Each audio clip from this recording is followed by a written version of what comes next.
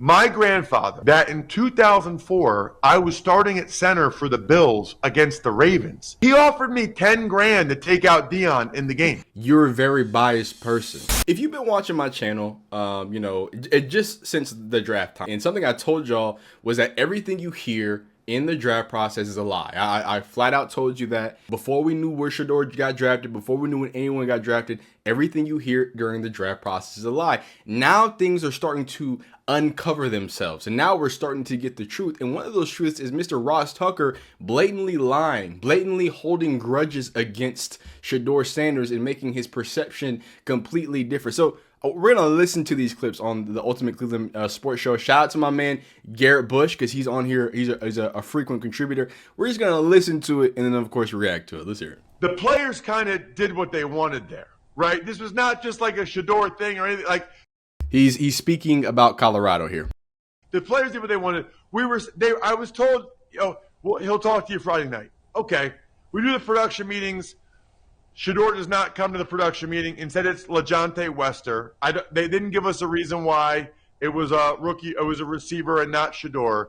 The only thing I thought was really weird about it is we're leaving, and there's a pickup truck right out front of the hotel, and Shedeur was just sitting in the back of the pickup truck. And I actually regret. I might even ask him if he is playing in that game. I do. I guess regret not going up to him, introducing myself. Hey, Shedeur, Ross Tucker, nice to meet you. I'm doing the game on CBS. And just saying, like, just out of curiosity, like, why did you not want to do the meeting? And maybe the answer is just because with all the attention they got, all the commercials, all the media, maybe he just didn't, like, maybe he didn't know that you're supposed to do a production meeting and just didn't feel like doing it. And so I didn't, like, it didn't affect how I called the game. But my point about that, Jay, was that stories like that get out. Yeah. And then the pre-draft process went the way it went for him. Those things start to stack, right? Like, skips a production meeting, then at the combine meetings. Those things stack on top of each other, and people talk. And because I had at least 5 NFL GMs in the weeks after say, hey, what'd you think of Hunter? What'd you think of Shedeur? And like, what's Shedeur like as a kid? I'm like, well, I didn't get to talk to him. And then they're like, yeah, we've heard that stuff. So all that stuff counts. It all adds up. Hey, we've got a hard 12. So, I want to focus on a few things, right? And again, if you've been watching, shout out my man Ian Coleman. Don't worry, I got you, brother. I got you. What I want to say is, look, in the world of NFL, you have to be honest with yourself and understand that certain things do trickle down, right? Certain things are going to rub people the wrong way, and they're going to be lingering, lasting effects on your career, right? And that's all fine and that's all good. But we're talking about, again, now that things are starting to come out and everything is starting to be revealed. Remember back in the draft when the initial combine interviews came out, remember that the big thing that was said was, hey, it was a little trickery, that he made people feel small. You know what I'm saying? They just didn't go great. Nothing bad. Remember, go back to those Todd McShay interviews. Specifically said, hey, nothing bad, nothing out of the ordinary or nothing crazy, but we just kind of got a bad vibe with them. This is, so you skipped the production meeting. And if you don't know, typically production meeting is, if you're calling the game between the quarterback, get some insights. They have a little extra intel as they're calling the game. That's what's going on, right? So I'm someone who's going to be fair. To be fair to Ross Tucker, hey, I understand it might be frustrating not to talk to Shedeur, right, and not to be able to get that speak. And instead, first off, you should be honored to speak to LeJohntay Wester. Let's get that straight. You know what I'm saying? If you feel me. But on top of that, I want to stress something, because the negative things we've heard about Shedeur Sanders, they don't match up with the things that y'all perceived him to be. They don't match up with him being a 5th round draft pick. These are things you hear about somebody dropping to the 3rd round, dropping to the 4th round. The talent's not there. Hey, he's going to drop a little bit. We're talking about, and you can look it up, I think PFF did a ranking of it. This is the largest margin of draft stock drop. We're not talking about just, it's a big drop. No. Historically, because everybody had him rated as a 1st round pick. That's not something that Shedeur Sanders and CU aunties just thunk up. That's not what happened. No, everybody had him as a 1st round pick. Ross Tucker, that's the reason why you were answering to GMs about it. But what I want to say is, what did he say right after that? He said, oh, well, the GMs, we've been hearing stuff like that. You've been hearing stuff like he isn't talking to you. Remember, listen to what they're saying, guys. This has been my entire point, that it's not that I don't think that Shedeur has done some of these things. I believe he was wrongfully punished, and they were looking for a reason to punish him. They just needed any small little, oh, he skipped a production meeting at college. Terrible person. Yeah. Bad leader. Yep. Yep. Let's go ahead. Let's label him. Oh, he said in the 5th round that he didn't want to go to these teams. Oh, terrible person, terrible guy. Don't want him on the team. Like, the perception matched with what he actually did, it doesn't add up to me. It doesn't, because I know of a dude named Mike Green, right? I know that he had actual assault, and I don't want to say too much, accounts going back to his high school days. Yes, multiple accusations going back to his high school days. Shout out Living Life 365. And with all that being said, you want me to think the same NFL that will look past someone beating a woman, look past touching and having allegations of inappropriately touching young people, inappropriately touching women, all these things. Mike Green at a Marshall defensive end. I'm telling you, a MAC defensive end, fell to the 2nd round when he was thought to be a 1st round pick because of his production, right? The juice isn't, that's the juice not being worth the squeeze. That's somebody who is a top level guy sliding in the draft. What happened to Shedeur seems to be a concerted effort of trying to misunderstand, of trying to miscommunicate. Nobody trying to go out of their way to truly understand why. He said it himself, well, I wish I would have asked him. Then why didn't you ask him? Why not? If you felt so upset, if this was such a big character defining moment for Shedeur Sanders, oh my God, it's so that you right there, you found reasons as to why it couldn't, but when you told them GMs, oh well, I didn't get to talk to him. Well, that's what we're hearing. They're hearing that he doesn't talk to people. Is that supposed to be some negative? Is that what y'all want me to think was the thing that made him have a historical fall after being a 1st round? It's not adding up. It really isn't adding up. And this is where you're telling yourself, right? Go ahead, Ross Tucker. Listen, I still remember, guys, I'm not kidding you. My grandfather, okay, who played in the leather helmet days, like God bless his heart, he hated Deion Sanders so much that in 2004, I was starting at center for the Bills against the Ravens. And this is when Deion came back and was playing for the Ravens. He offered me 10 grand to take out Deion in the game. My grandpa, okay? I was 25, he's 85, okay? He doesn't even know what a bounty is. He doesn't care, but he hated how much of a showboat Deion was that much. So I think that's where some of it comes from, is that people either loved or hated Deion, and so now you're on that side, one side or the other, and you take it all out on Colorado football and on his son. Okay, so again, I'm happy that we're getting into some honesty, Ross. I'm happy that we're getting into the fact that you're a very biased person, and these NFL GMs were talking to a biased person who is biased before he even heard you. Do you think, and this is what I want you to know, Ross Tucker, in your infinite, journey, your infinite wisdom, and everything else in between, you're telling me you can come up with, oh, by the way, my NFL, old playing grandpa, he knows Deion, XYZ. I'm in the NFL. I'm in and I'm getting told these things, told to hate Deion from my grandfather. You're telling me none of that instilled some sort of bias towards Deion Sanders? You're telling me possibly maybe the ways that you were asking about Shedeur and asking for these things, maybe you came off the wrong way. I find it so interesting that in all of these situations, right, in all of these accounts of Shedeur Sanders, specifically the negative ones, it's always so one-sided. It's always, well, I was just so nice and I was just trying to be so polite, and then, oh my God, Shedeur punched me in the face. Like, dog, come on. Dog, can we be honest? Can we have an honest conversation about how cause and effect happens? Can we be honest that you just gave up the fact that you had preconceived notions of not just the Sanders family, but Shedeur and showboating? Those things don't just go away. Your grandfather had been telling you that since you were a kid. So you go into these interviews with already a predisposition. You probably asked some things in a stank mood because people like testing Deion Sanders. And I've heard about you, Ross Tucker. I haven't heard not one positive thing about you, right? You probably had a bad attitude. You probably asked in a certain way. And again, this is just accusations, right? Because I don't know what happened. What I know is what you're telling me, and I know that even if what you're telling me right now is true and he just didn't show up, what does that say? He just didn't show up.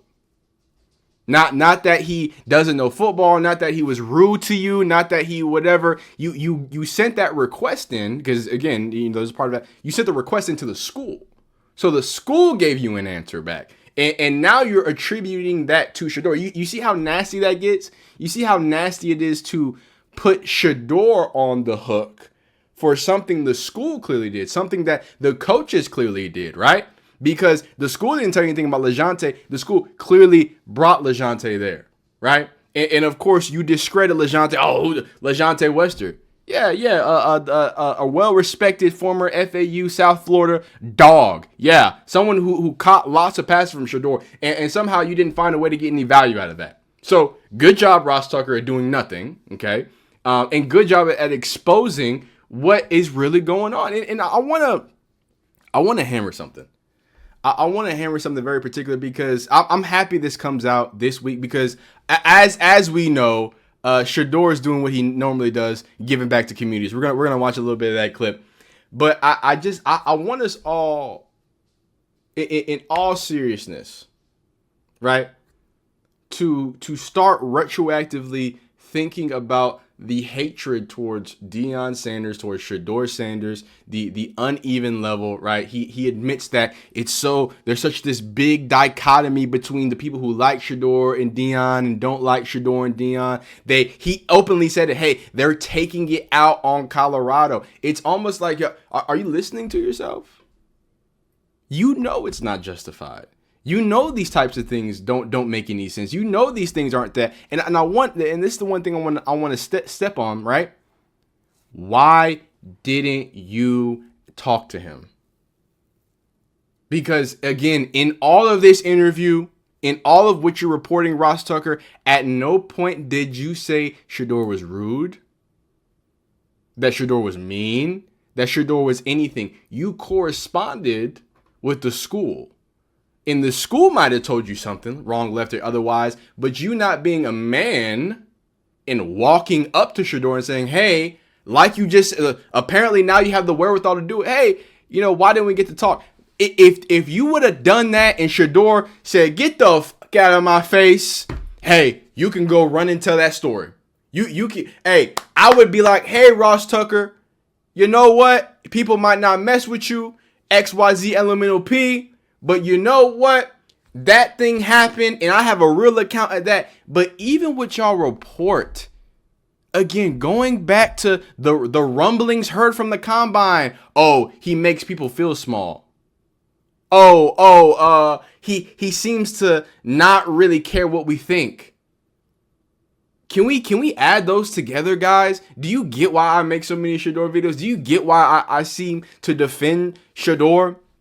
Because we're talking about vague platitudes of, I didn't get to talk to him. I think he's a bad person. He kind of didn't grovel to me, so I'm just, I don't think he can be an NFL quarterback. They were searching for something. They were looking for a justifiable reason to humble Shedeur Sanders. And again, I'm not saying that because I believe in tinfoil. I believe in Occam's razor. I believe in the collusion case that the NFL and NFLPA just ruled to keep all of the findings personal with. That had to deal with the Browns giving Deshaun Watson 100% guaranteed contract. That's not me making anything up. Go ahead. If you're watching this video, go Google search NFL collusion lawsuit. Go ahead, Google search John Gruden lawsuit. Go ahead and Google search Brian Flores lawsuit. and see that every single 3 months, Brian Flores keeps making positive change. I'm not even telling you what the conspiracy theory is. I'm not going to tell you how it is, why it is, or why not. But don't look me in the face and tell me that a league that is being sued currently for collusion, and that collusion has been, or the findings have been suppressed by the NFL and NFLPA. So us laymen can't know exactly what's going on and to the extent at which they colluded, right? But you want me to think that they never colluded ever before? They wouldn't do that to somebody like, Deion Sanders, who was outspoken, who probably ruffled a lot of feathers against the Giants and every other team and FSU alumni. And Deion Sanders has made a lot of, I don't want to say enemies, a lot of people upset, because enemies means that they've wronged them in any way. But when you hear the things that they have done, didn't do an interview, what? Acted like, hey, maybe I don't need y'all in my life. Maybe I am self-confident in myself that I don't need the approval from these random people that just so happen to be a part of an NFL team. I'm so sorry. But those are the biggest gripes that I've heard from Shedeur. Nobody has told me he's not a hard worker. Nobody has told me that he doesn't do what he's supposed to. In fact, every single time, whether it's the head coach, whether it's Jerry Jeudy, whether it's Myles Garrett, whether it's Tommy Rees, every single person, Mary Kay Cabot is leaking. Everything they leak is Shedeur is doing what he's supposed to. So on a day, Ross Tucker, when you decided to ensure that more negativity was spread about Shedeur, this is what Shedeur Sanders was. Well, he was already, first off, he's been doing this. This has been a month-long project. We reported on this when it first happened. But here he is actually giving that car away. And that interview that people tried to, again, they tried to say, why Shedeur? What? How dare he be at a car dealership? This is what he was doing, by the way. I was trying to get you a car earlier. I'm so sorry, Shedeur. I cannot believe I'm on the phone with Shedeur Sanders. Hello. Hi, this is right. How you doing, Miss Tori? This is Shedeur Sanders. Hard time, but see, I love your family. I'm sorry, though. I love your family. Your kids nominated you to get this free car we giving out. Yes, sir. Yeah, so now we definitely excited, and we definitely hear you're a hard-working woman. We just want to help you out. Yes, sir. Oh, God. Oh, I could cry. Nah, don't cry. Don't cry. You ain't got to cry. My engine blew out my car. I've been walking and door freaking Ubering. Yeah. Oh, God. Yeah, no, don't worry about it. We're going to take care of you for sure. Oh, God. Are you able to meet us at the dealership tomorrow? Yes, sir. All right, we got you. Yeah, well, now we'll help you get to the dealership. And I don't want to spend too much. I want y'all to make sure y'all go support Shedeur. Go watch the full video. But I do want to watch this little thing right here, because I think this is pretty funny. Yeah, he do. You can do it, nigga. Oh man, Dion, I love you. Good boys. Well, I guess it's a wrap, folks. God bless you. God bless you. Yes. I feel your prayers too. Oh, I see you touchdown.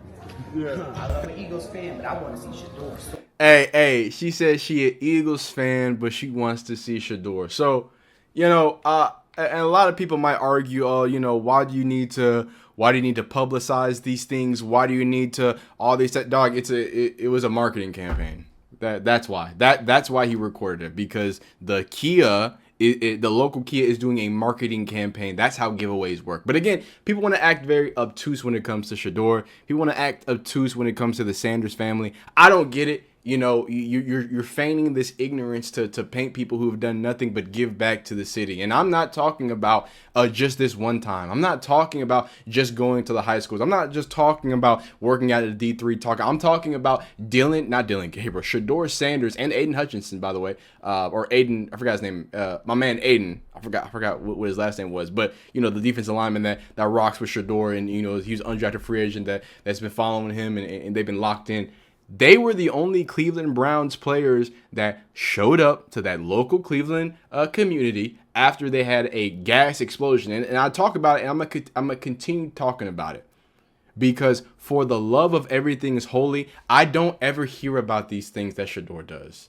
I don't hear it from Bustin' Boys, Pat McAfee. I don't hear it from what's it called? Even Tony Rizzo, Tony Grossi, Ross Tucker. I mean, there's a lot of things that are speculated about Shedeur, but the actual truth of him going, right, giving back to his community, giving back to his local people, that's never reported on.